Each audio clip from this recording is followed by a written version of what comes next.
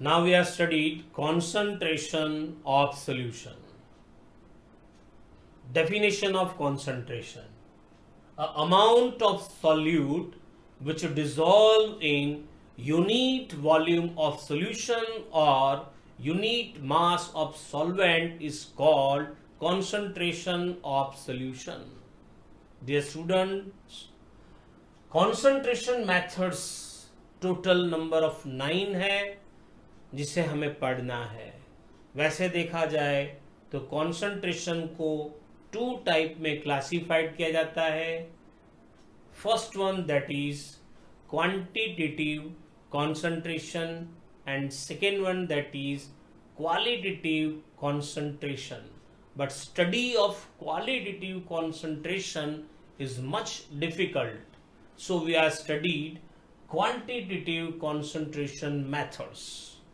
Initially जब mole concept नहीं आया था तब 3 मेथड कॉन्सेंट्रेशन ढूंढने के लिए पॉपुलर थे: first, second and third. First method that is percentage of weight per weight. यहां पर कॉन्सेंट्रेशन का एक रूल्स बनाया है. कॉन्सेंट्रेशन में जब सॉल्यूशन होता है तो सॉल्वेंट ज्यादा है, सॉल्यूट कम है, बट प्रॉपर्टी है वो सॉल्यूट के कारण होती है. लाइक एग्जांपल, पानी में अगर थोड़ा सा भी नमक ज्यादा हो जाता है तो हम सॉल्यूशन यानी मिक्सचर को सॉल्टी कहते हैं. That means NaCl is responsible for property. तो यहां मास को अपर साइड, सॉल्यूट को upper side and solution lower side indicate किया जाता है. जैसे obtain marks divide by total marks आपको एग्जाम में मिलते हैं. अब एक एग्जांपल लेते हैं. जैसे लिखा है 12% weight per weight aqueous solution of glucose आपको बनाना है, तो आप क्या करोगे? तो यहां पर इसका मेथड मैंने आपको बताया हुआ है. This method is applicable for first, second and third method. ये जो है 12, ये फर्स्ट W जिसके इंडिकेशन में है और वो हमें सॉल्यूट बताता है, और ये सिंबल ऑफ परसेंटेज है वो सेकेंड W के लिए है. दैट मीन्स वो सॉल्यूशन बताता है. इसीलिए यहां बन जाएगा मास ऑफ सॉल्यूट. तो सॉल्यूट अपना ग्लूकोज है, उसका मास हो गया 12 ग्राम. मास ऑफ सॉल्यूशन यानी इसमें दोनों है, ग्लूकोज भी है वाटर भी है, टोटल हो गया 100 gram. That means mass of solvent जिसको सॉल्यूशन माइनस सॉल्यूट करने से मिल जाएगा, तो 100 minus 12 that is 88. Second method. अब ये मेथड क्यों आया? बिकॉज यूनिवर्सल सॉल्वेंट वाटर है. That means most of solutions हमें पानी से बनाने हैं, और पानी रूम टेम्परेचर पर लिक्विड फेज में होता है. सो मास के बदले अगर वॉल्यूम लिया जाए तो ये इजी गोइंग काम कर देता है. इसीलिए इस मेथड में जो नीचे यानी डिनोमिनेटर में W था उसे V यानी वॉल्यूम से रिप्लेस कर दिया. Otherwise first and second methods are same. तो ये बन गया percentage of weight per volume, that is 100 into mass of solute in gram divided by volume of solution in ml. उसका भी एग्जाम्पल है 16% weight per volume aqueous solution of NaOH, that is caustic soda sodium hydroxide. यहां पर मास of solute यानी NaOH हो गया 16 ग्राम, volume of solution यानी दोनों का वॉल्यूम टोटल हो गया 100 ml, but mass of solvent ढूंढना है तो ये पॉसिबल नहीं होगा, because units of solute and solutions are different. तो मास ऑफ सॉल्वेंट या वॉल्यूम ऑफ सॉल्वेंट ढूंढना है तो हमें डेंसिटी की हेल्प लेनी पड़ेगी।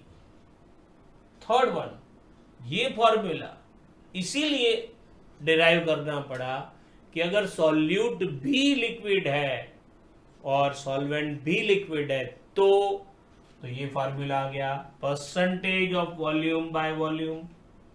फर्स्ट फॉर्मूला में जो दोनों W थे वो V से रिप्लेस हो गए, तो 100 into volume of solute in ml divide by volume of solution in ml।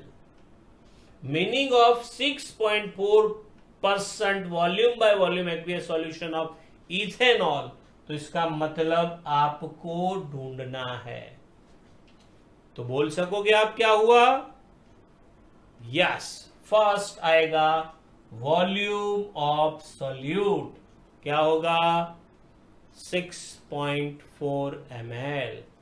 Second volume of solution क्या होगा 100 ml, because it is total amount of volume. Third one, solvent का volume हम यहां पे ढूंढ सकते हैं, तो आंसर आएगा yes, because units of both are same and volume of solvent that is 100 minus 6.4 that is 93.6 ml। जब मोल कॉन्सेप्ट डिराइव हो गया और SI unit B quantity of substance के लिए मोल सिलेक्ट किया गया, तो कॉन्सेंट्रेशन मेथड के अंदर मोल की एंट्री करना जरूरी हो गया। सो ये जो fourth one method that is molarity, ये मेन मेथड ऑफ कॉन्सेंट्रेशन है। तो हमें ये याद रखना है कि यदि हमें ऐसे बोला गया कि दिस वन और that one calculate the value of concentration, that means उन्होंने मेथड का नाम नहीं बताया, तो आपको याद रखना है मोलारिटी ढूंढना है। That means molarity is main method of concentration.